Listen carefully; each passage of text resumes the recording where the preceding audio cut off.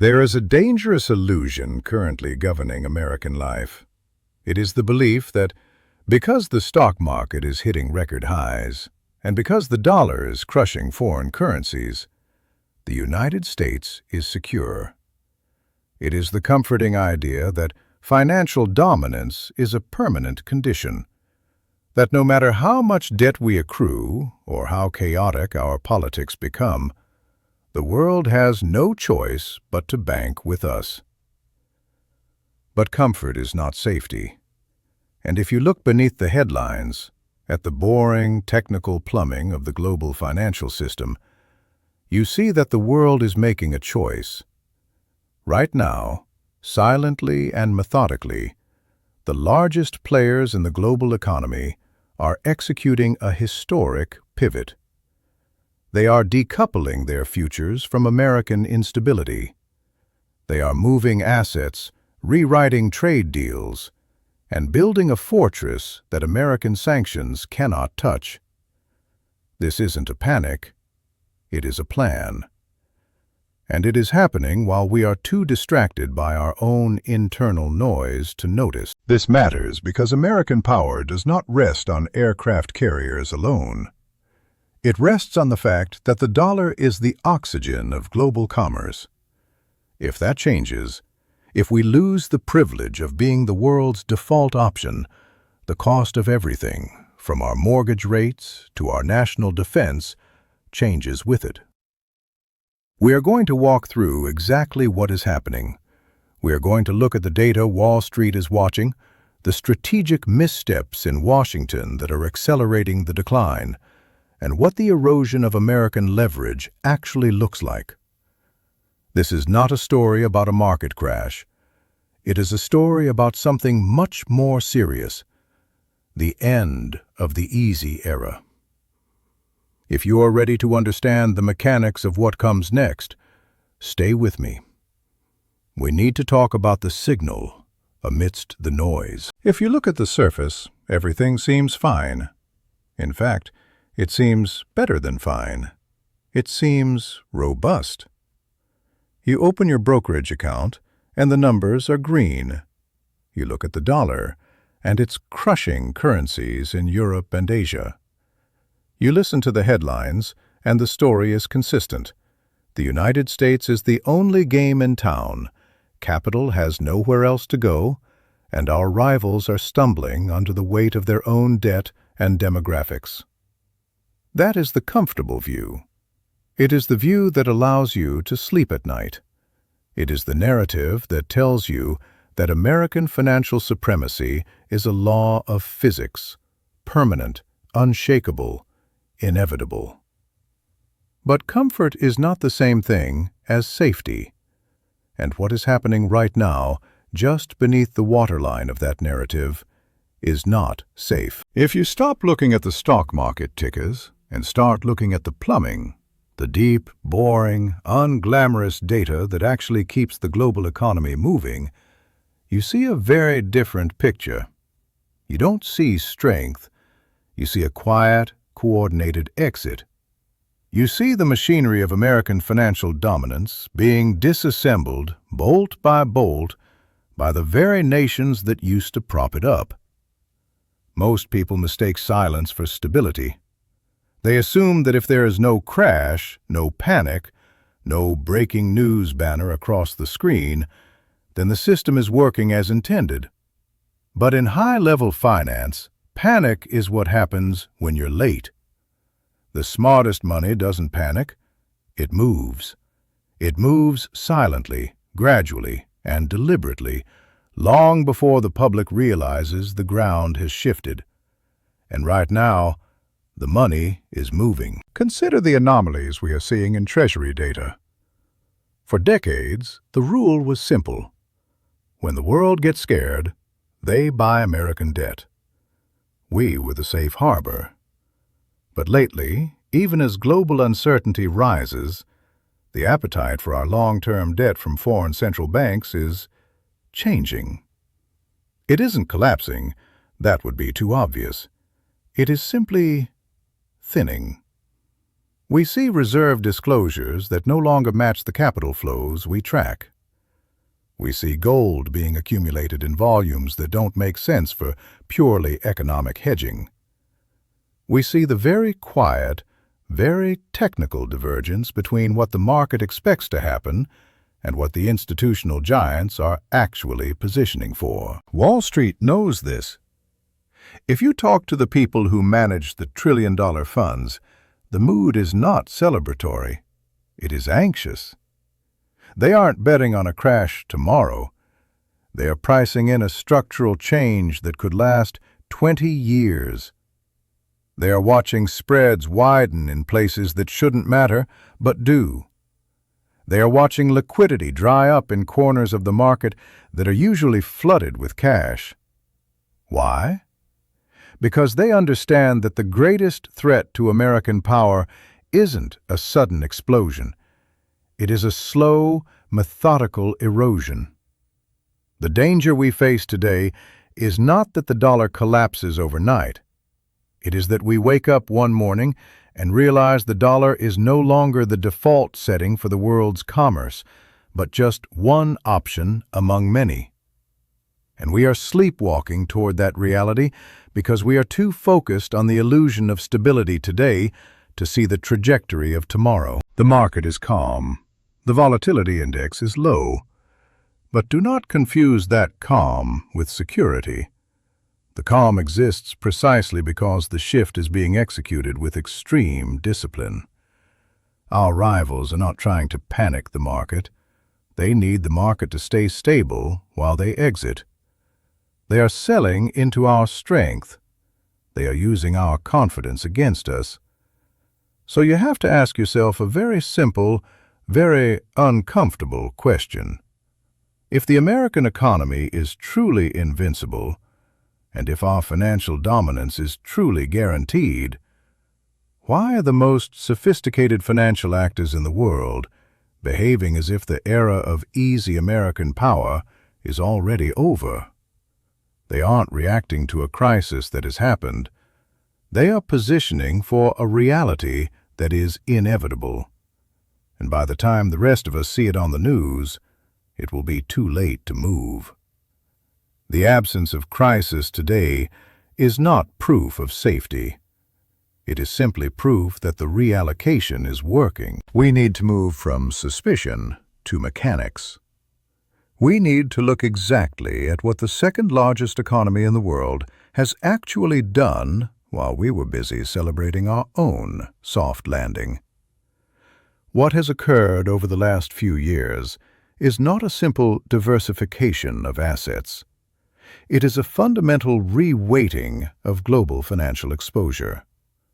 We are talking about a shift that involves trillions of dollars in value, executed with the precision of a military operation. For a generation, the arrangement was simple. China exported goods to us, we paid them in dollars, and they took those dollars and recycled them back into U.S. Treasury bonds. It was a closed loop.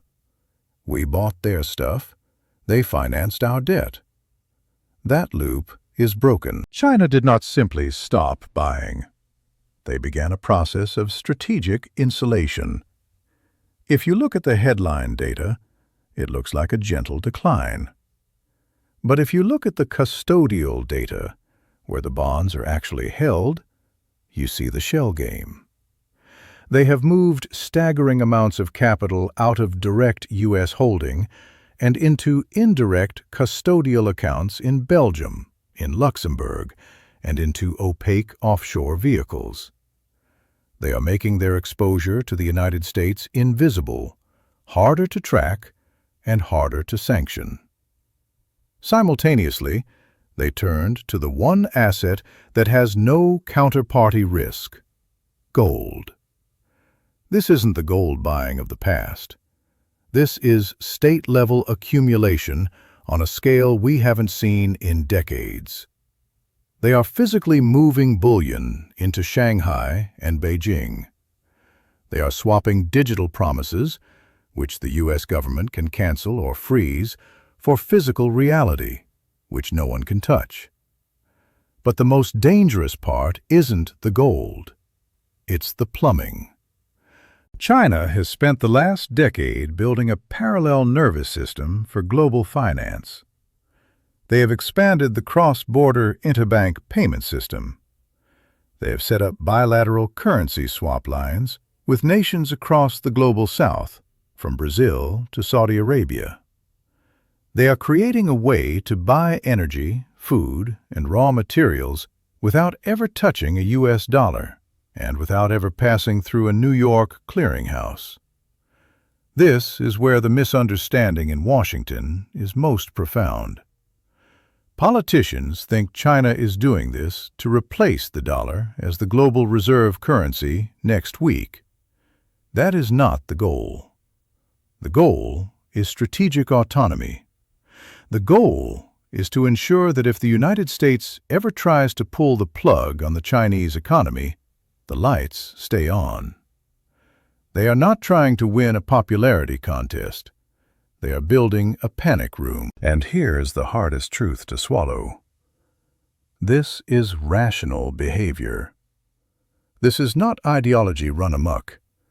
This is a competitor looking at the United States, looking at our debt ceiling fights, our weaponization of the banking system, our political volatility, and deciding that we are no longer a reliable counterparty.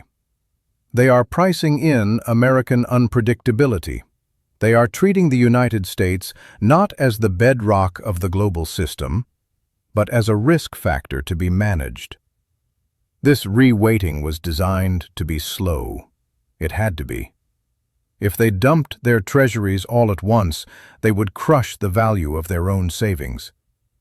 So they have done it quietly, pacing the exit to match the market's capacity to absorb it. They are feeding us our own debt, bite by bite, while they build the walls of their own fortress. This isn't a temporary hedge against inflation. This isn't a trade they plan to reverse when interest rates come down. This is a permanent, structural pivot. The infrastructure has been built. The gold is in the vault. The swap lines are active. The shift is not something that might happen. It is something that has already been engineered. This brings us to New York. We need to talk about Wall Street, but not in the way you usually hear about it. We aren't talking about the stock market going up or down on a Tuesday. We are talking about Wall Street as a sensor, a massive global radar system that detects risk long before it hits the headlines in Washington. And right now, that sensor is flashing red. The unease you feel in the deep institutional markets isn't about a recession. Recessions are math. Wall Street knows how to handle math. What they are afraid of is something much harder to model: the loss of centrality. For 80 years, American financial dominance has depended on a single, unspoken assumption: that there is no alternative. If you wanted to trade oil, you used dollars. If you wanted to store national wealth, you bought treasuries. If you wanted to clear a transaction between Brazil and Japan, you went through New York. This monopoly gave the United States what economists call an exorbitant privilege. It meant we could borrow money cheaper than anyone else. It meant we could run deficits that would bankrupt any other nation. It meant that our sanctions were death sentences, because being cut off from the dollar meant being cut off from the world. Wall Street understands this privilege better than anyone because they built their empires on top of it. They understand that their leverage, and by extension your economic security, relies on the dollar being the only game in town. But now, they are watching that monopoly dissolve. They see the diversification we just talked about. They see the parallel systems coming online. And what terrifies the institutional investor is not that the dollar is going to vanish. It's that the dollar is becoming optional. Think about what that means for a moment. When the dollar is mandatory, the world has to buy our debt, no matter how messy our politics get or how much we print. But when the dollar is just one of 3 or 4 options, suddenly we have to compete. If we have to compete for capital, our borrowing costs go up. The interest rate on our national debt rises, not because the Fed wants it to, but because foreign nations demand a higher premium to hold our paper. That filters down to everything. It filters down to your mortgage rate. It filters down to the cost of doing business.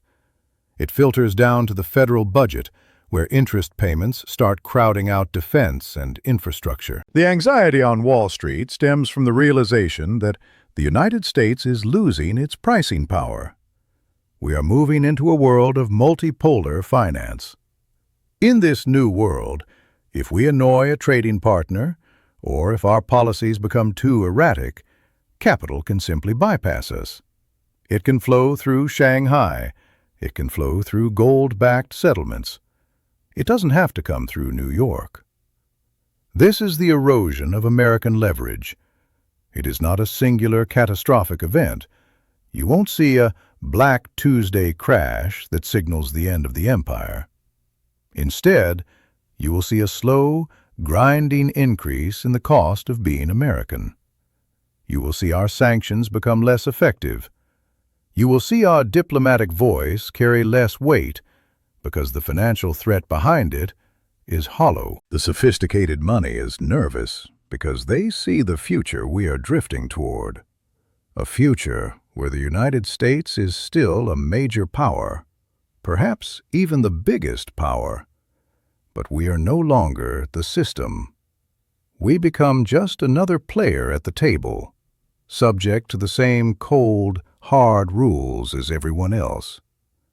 That is what the market is trying to tell us. We can decline without collapsing. We can lose our superpower status without a war. We can simply become ordinary. And for an economy built on being extraordinary, being ordinary is a catastrophe. We cannot honestly discuss this trajectory without looking in the mirror. We can blame Beijing for their ambition, and we can blame Wall Street for their greed. But we have to talk about the signal coming from Washington itself. We have to talk about the American variable. For decades, the United States was the anchor of the global system because it was predictable. You might not have liked American policy, but you knew what it was. You knew our treaties meant something. You knew the rules of commerce wouldn't change on a whim at 3 a.m. That predictability is gone. And we have to be very clear about what replaced it. We have entered an era of governance defined by volatility. When we talk about Trumpism in a financial context, we aren't talking about rallies or rhetoric. We are talking about a specific style of statecraft that treats long-term alliances as temporary transactions and treats global trade as a weapon to be fired at will. To a foreign central bank manager, this does not look like strength. It looks like risk. When the United States threatens 100% tariffs overnight, or questions the validity of NATO, or hints that we might default on our debt to make a political point, we are sending a terrifying message to the holders of global capital. We are telling them that the United States is no longer a system of laws and institutions, but a system of impulse. Capital hates impulse. Think about it from the perspective of an ally, let alone a rival. If you see Washington willing to weaponize the dollar against its enemies and willing to slap tariffs on its friends, you stop viewing the dollar as a neutral utility. You start viewing it as a potential trap. This is exactly what accelerates the diversification we discussed earlier. Every time we act erratically, we validate China's sales pitch. Beijing goes to the rest of the world and says, "Look at America. They are unstable. They are chaotic. You cannot trust them with your wealth. And because of our own behavior, that argument is starting to land. We are charging the world a chaos premium to do business with us. When we withdraw from trade agreements, when we attack the independence of the Federal Reserve, when we treat foreign policy as a reality television negotiation, we are mechanically weakening the institutions that underpin the dollar's value. The tragedy is that this is self-inflicted. We are handing our leverage away. We are actively incentivizing the world to build alternatives to our power because we have made our power feel unsafe to rely on. This is the great irony of the America First approach to finance. By making the U.S. aggressive and unpredictable in the short term, we guarantee that we will be less essential in the long term.